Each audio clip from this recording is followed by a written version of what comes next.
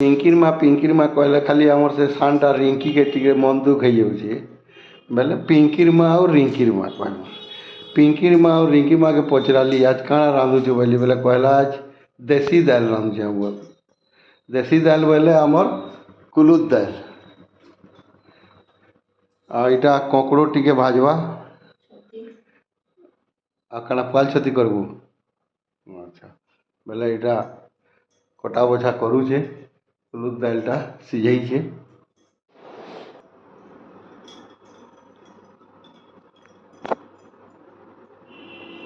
କୁଲୁଦ ଦାଲି ଏଇଟା ବାଇଗନ ପାତଳଟା କାଣା ଲଗାଉଛୁ ଏଇଟା ବାଇଗନ ମାଖନ ମୂଲା ଓହୋ ଏଇଟା ଭାତ ହେଲା ନ ହଉଛି ଢାବାଟା କାଲେ ଷ୍ଟିଲ୍ଥି ଢାପିଛୁ ପାତଳଟା ଯେନ୍ତା ଦେଇ ଦେସୁ ହେଲା ପୁଆଲ ଛତି ଚୁରଚୁଟି ଦେଖବା ସମ୍ବଲପୁରୀ ଶାଢ଼ୀ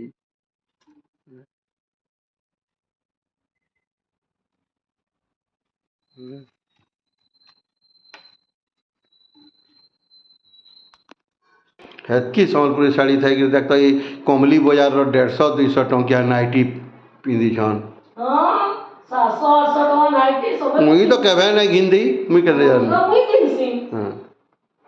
800 ହଉ କି 50,000 ହଉ ଆମେ ପଶ୍ଚିମ ଓଡ଼ିଶାର ଲୋକ ଆମେ ସମ୍ବଲପୁରିଆ ଲୋକ ଆମେ ଆମର ସଂସ୍କାର ସଂସ୍କୃତିକେ ଭୁଲିଯିମା କେଁ ଆମର ମୋର୍ ଆଇ କେବେ ପିନ୍ଧିଥିଲା ମୋର୍ ମା କେବେ ପିନ୍ଧିଥିଲା ଏନ୍ତା ନାଇଟି କି ତୋର୍ ମା କେବେ ପିନ୍ଧିଥିଲା ସବେ ପରହର ପୁଅ ବୁଢ଼ୀ ମଲା ଆମେ ଦେଖିଲୁ ଟୁପ୍ କଲା ଆମେ କାଁ କରି କିଏ କାଣା କଲାକେ ଦେଖିଯିମୁ ଆମେ ଆମର୍ ସଂସ୍କୃତି ସଂସ୍କାରକେ ଦେଖ୍ମା ଆମର୍ ଝି ବହ ମାନେ କାଣା ଶିଖିବେ ଆମର୍ନୁ ଆମେ ପୁରା ସମ୍ବଲପୁରିଆ ଲୋକ ଆମେ ଯା ଆଜଠାରୁ ଏଇଟା ପିନ୍ଧିଦେବୁ ବୋଲେ ଯେତେ ସମ୍ବଲପୁରୀ ଶାଢ଼ୀ ଅଛେ କାଲକା କେରାସ୍ତାନି ତେଲ ଦେଇକିରି ମାଚିସ୍ ମାରିଦେମି। আর পিঙ্কি রিঙ্কির মা ই খাদ্য ব্যঞ্জনটা যেন্তা সুন্দর পরশি ଦେଇଛନ୍ যে ଇ ভাত কুলুদ দাইল কଙ୍କড়ো ভজা পুয়াল ছতি চুরচুটি এটা তলে আসনটে পকাইକିରି বସିକିରି ଖାଇଲେ ବହୁତ ବଢ଼ିଆ।